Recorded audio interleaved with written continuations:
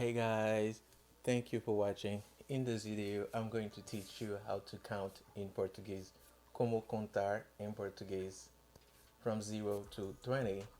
Desde 0 até o 20. Então, vamos lá. Let's go!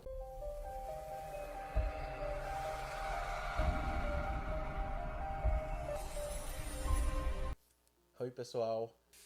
In Portuguese, we have dois, três, quatro, cinco, seis,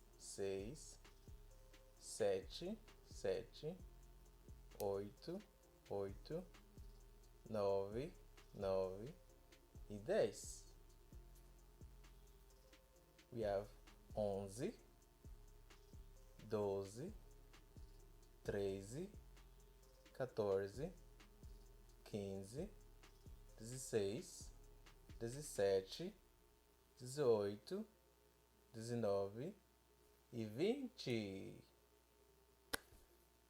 Por exemplo, eu tenho duas mãos. Eu tenho em cada mão 5 dedos. 5 dedos na mão esquerda e 5 dedos na mão direita. Em total, eu tenho 10 dedos. Tudo bem? É isso aí.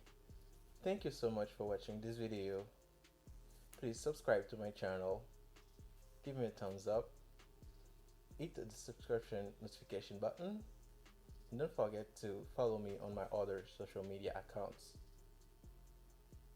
See you next time. Até a próxima vez. Tchau.